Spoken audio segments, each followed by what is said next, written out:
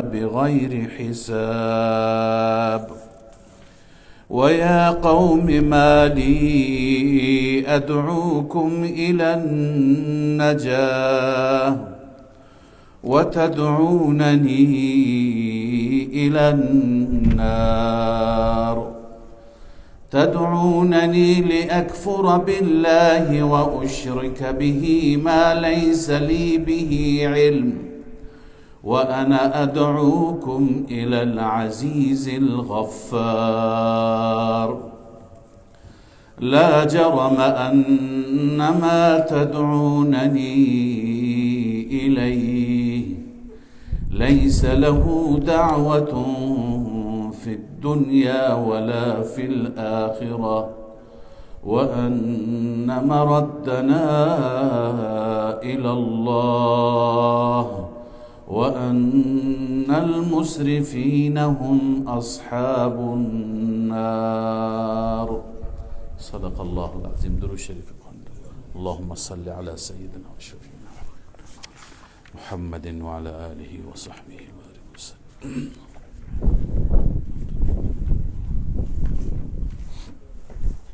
در آیات گذشته خواندیم که در دفاع از موسی علیه و علی نبینا افضل الصلوات و التسلیمات، یه مردی که از خاندان فرعون بود و از آل فرعون بود به حمایت موسی علیه السلام برخاست و از موسی دفاع کرد و چند سخنرانی بسیار بلیغ و مواعظ اثرگذار در جمع ارائه داد. این سخنان از آن جایی که تأثیرگذار بود و فرعون می ترسید که با این سخنان منطقی و با این دلایلی که این مرد مومن ارائه داد مبادا قوم ایمان بیاورد، تحت تأثیر قرار بگیرد. فرعون لذا این بار خواست که مقداری توجهات را به سمت یک سری خرافات و به سوی یک سری مسائل و داستانهای پوچ و بی اساس ببرد. لذا فرعون یه چیز خنده آوری گفت، یه چیز مسخره کننده‌ای گفت. فرعون گفت که به وزیرش به هامان گفت شما برای من یه بنای بلندی درست کن، یه به اصطلاح برجی و یک مناره‌ای که اینقدر بلند باشد که من به آسمان ها برسم و به راهایی که اون راههای آسمان ها هستند و منتهی به آسمان ها می شوند، من به اون راهها برسم و برم خدای موسی را پیدا بکنم. یه چیزی که واقعا خنده آور بود و میخواست به این صورت توجهات را به طرف خودش جلب بکند، در حالی که فرعون هر اندازه که برج می ساخت و هر مناره بلندی می ساخت به اندازه کوها که نمیتونست درست کنه.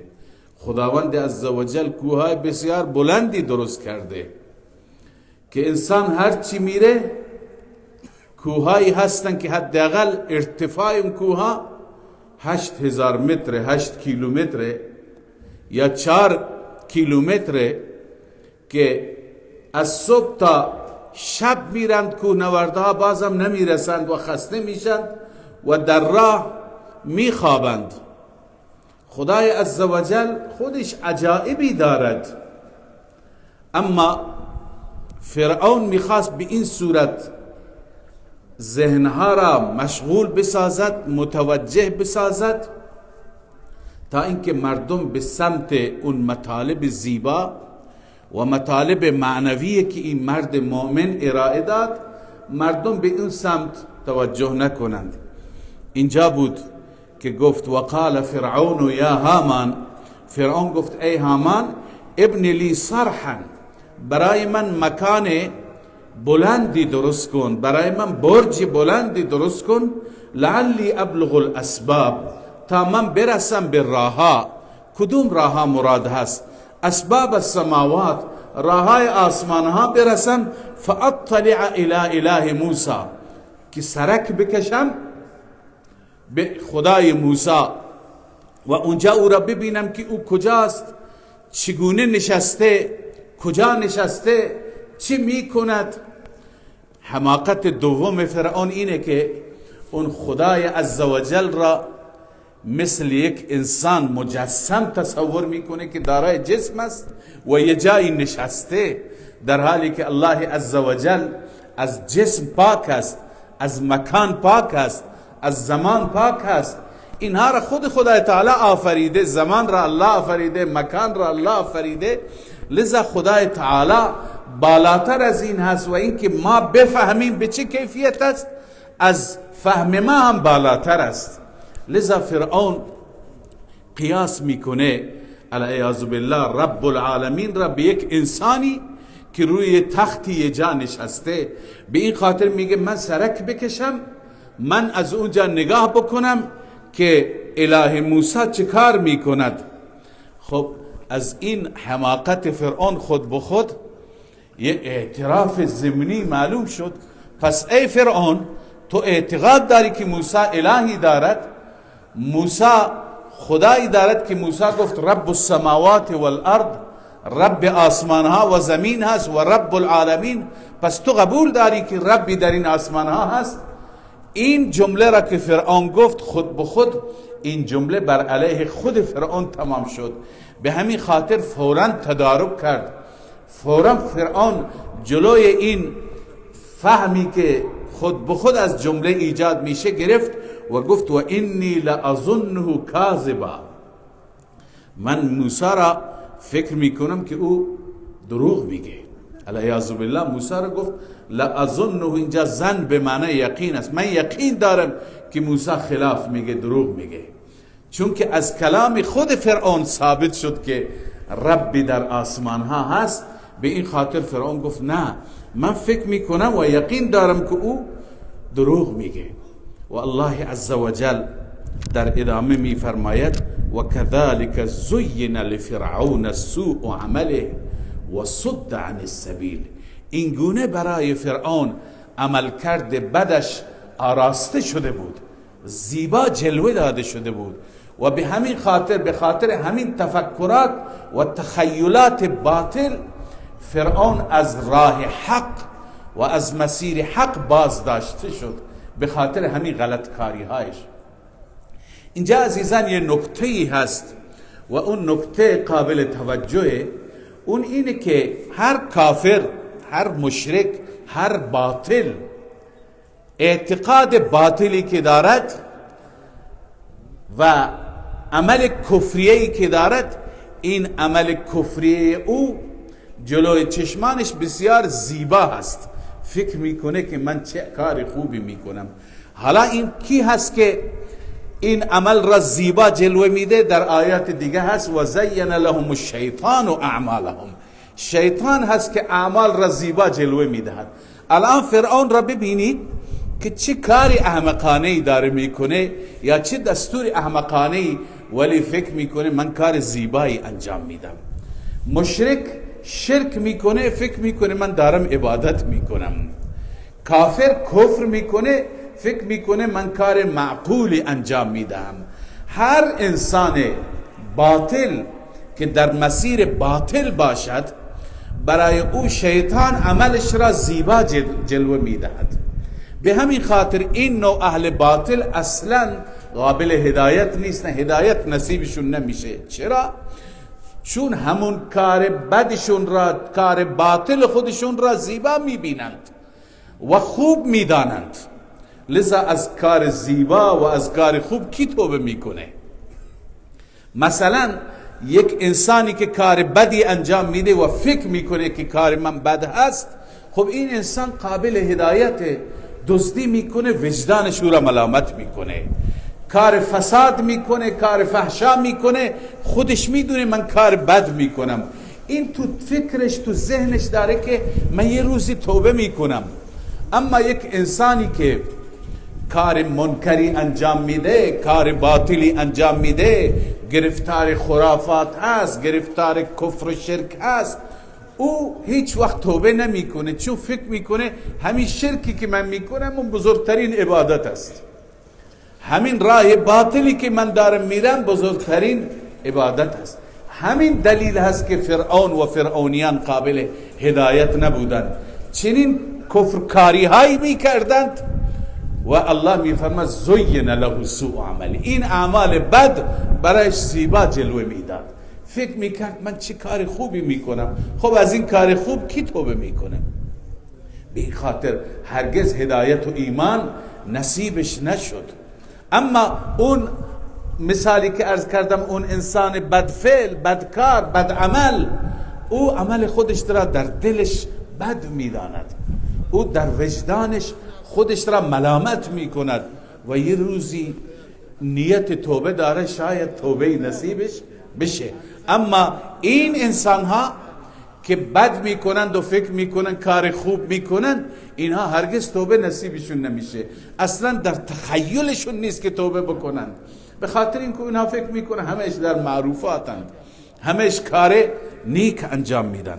لذا الله میفرماید و كذلك زین لفرعون سوء عمله و صد عن السبیل، این گونه عمل فرعون برایش زیبا جلوه داده شد و به همین خاطر از راه راست و از راه حق باز داشته شد، توفیق نیافت که به سمت حق برود. حالا یک بحثی اهل تفسیر کردن که آیا واقعا فرعون شعار میداد، بلوف میزد، یا نه چنین بنایی را هم درست کرد، چنین مناره ای را درست کرد؟ در هیچ روایت صحیحی نیست که واقعا فرعون درست کرده باشد، یعنی در روایتی آمده باشد، در آیه آمده باشد، وجود ندارد، در روایت صحیح نیست. اما مفسرین بعضی گفتن، مثلا علامه قرطبی یکی از مفسرین است، ایشون میفرماید بله فرعون چنین میناری و چنین برج بلندی درست کرد، اما الله عزوجل او را منهدم کرد، یه مقداری که بالا رفت خراب شد. و هم لازم نیست که حتما از آسمان یک آفتی بیاید، خود هر امارتی که از حد بگذرد و بلندتر بشه، او خود به خود پایش جواب نمیده و میفته. بالاخره بعضی از اهل تفسیر نوشتند که فرعون خاص این چیزی را درست بکند، اما خدا خرابش کرد و فرعون ناکام شد. و الله تعالی اینجا اشاره هم میفرماید و ما کید فرعون الا فی تباب، این توطئه فرعون و مکر فرعون نبود مگر سبب تباهی و هلاکت شد. یعنی این نوع توطئه ها باعث شد که مردم ایمان نیاورند، این سبب شد که مردم به هلاکت قرار بگیرند، مردم به تباهی، به همین خاطر در راه کفر ماندند تا اینکه غرق شدند، تا اینکه خداوند عزوجل نابودشون کرد. بالاخره هر توطئه‌ای که فرعون و فرعونی ها کردند و فراعنه دیگر بر علیه حق انجام بدهند، از اینجا همین معلوم میشه که او بالاخره توطئه آخرالامر سبب تباهی خودشون میشه، سبب نابودی خودشون میشه و سبب بدبختی خودشون میشه.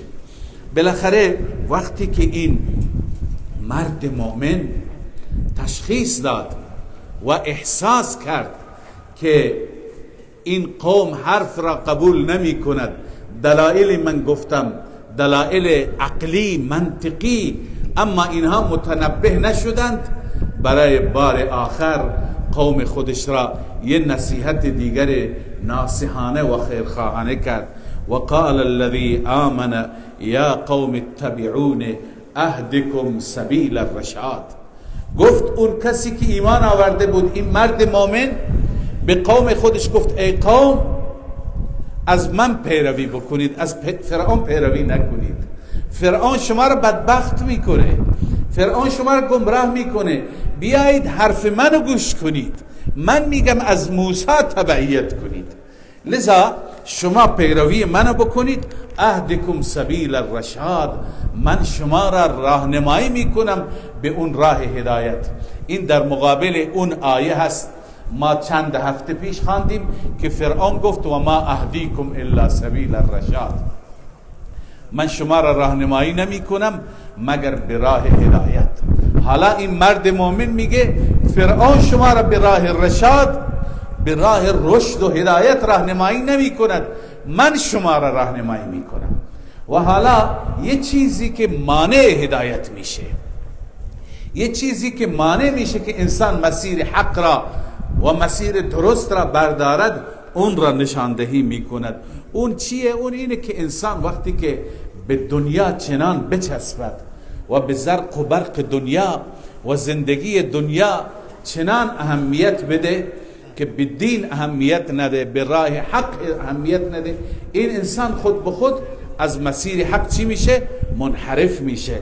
لذا مرض را تشخیص داد این مرد مومن که مرض اصلی چیه؟ مرض اصلی حب دنیاست، مرض اصلی دلدادگی و دلبستگی و عشق به دنیاست. بنده قبلا عرض کرده بودم که دنیا یعنی چه؟ دنیا یعنی غفلت، دنیا یعنی خدا فراموشی، دنیا یعنی ما دنبال کارها به اندازه‌ای بریم که فرائض و واجبات خدا را فراموش بکنیم. نه خبری از نماز باشه، نه زکات باشه، نه حج باشه، نه حق الناس باشه، نه حق الله باشه. این میشه دنیا. وقتی که انسان به خاطر به دست آوردنش حاضر بشه هر حلالی و هر حرامی را دست بزنه، هر خونی را بریزه، هر انسانی آبرویش را بریزه، این دیگه میشه دنیا.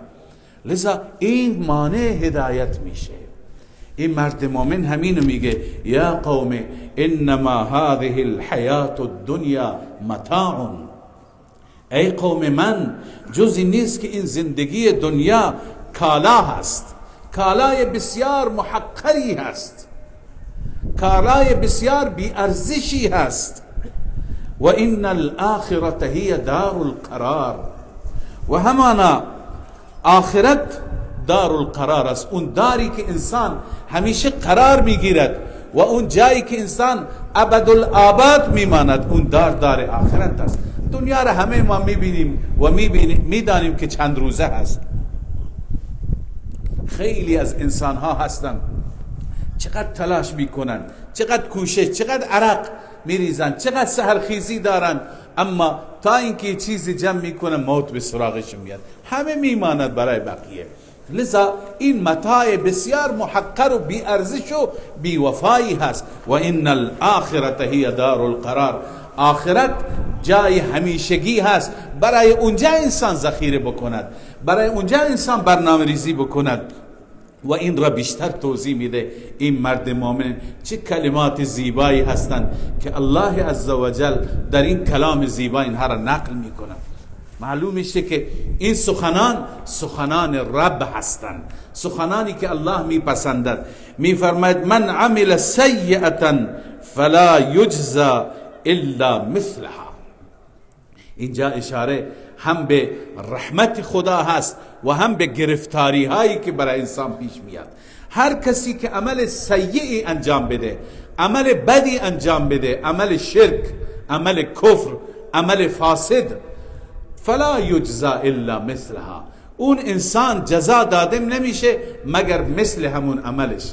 یعنی خدای عزوجل او را 10 برابر عذاب نمیده، او را 100 برابر و 700 برابر اونطوری که در باب نیکی ها آمده او را عذاب نمیده. هر کسی هر چی کرده به اندازه عملش مکافات میشه. اما و من عمل صالحا، هر کسی عمل صالح انجام بده، من ذکر او انثی، چه مرد باشه چه زن، فرق نمیکنه.